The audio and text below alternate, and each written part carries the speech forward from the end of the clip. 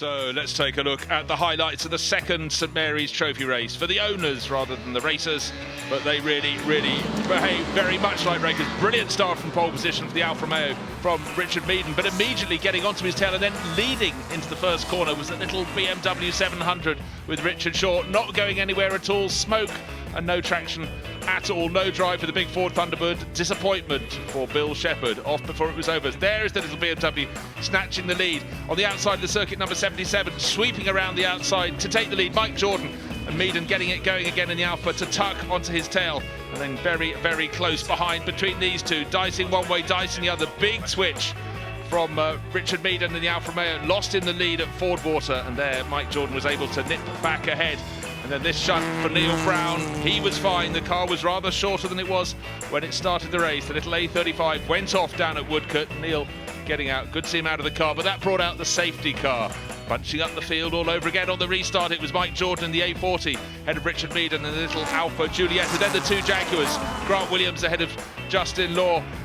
Time to time we get the Alfa Romeo just getting its nose ahead, its tail out and cornering side by side with Jordan, but Jordan always felt his car had the handling. As long as he was in front going into Woodcote, he'd be fine. But Richard Meaden trying to the left, trying to the right, trying at Woodcote, trying at Lavant, there was nowhere he didn't have a go. And all along Grant Williams getting very close, tucked in behind. Justin Law also getting into the mix. At that point it looked as though Mike Jordan was getting away, but Richard Meaden, having recovered from that tank slapper and his off-track moments at Fordwater, was fighting back.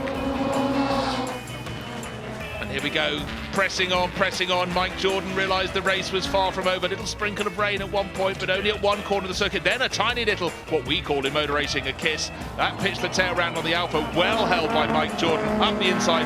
Could so easily have led to both of those going off the circuit. The Austin A40 driver, exemplary, tucked in behind and fought again. Got his nose in front because there was a change in the traffic. There's a replay. That is from the inside of the cockpit as the A40 had the little tap from the Alfa Romeo, but the Alfa was in front. The laps were counting down, and there was the biggest save of the day. That was the tail going out on the Alfa Romeo at Fordwater. An amazing save, put Mike Jordan back in the lead. Then traffic led to the A40 getting in front all over again. Exciting day. In fact, there's another replay of that same incident at Fordwater, but from inside the cockpit of the A40. And then this was the problem. Traffic in the way. The A40 was blocked, and Alfa Romeo round the outside, four abreast, can you believe it, as they blast back to down towards Woodcote. The Alfa got in front. Was he going to stay there? Mike Jordan was convinced that he was going to go back in front and fleetingly got his nose ahead, but the Alfa Romeo driver Meaden did not know when he was beaten. So round the outside he went one more time. Again at Fordwater, such a fearsome corner, having to keep pressing on. He'd already been off on the outside there once, had his bucking Bronco move across the track, but he kept on fighting back. Jordan had to tuck in behind one more time. He had to look for where the traffic was sitting up ahead, and on the final lap they found Theopathetis in his Ford Zodiac at the chicane. Meaden got past, Jordan only half got past, and that cost him the advantage.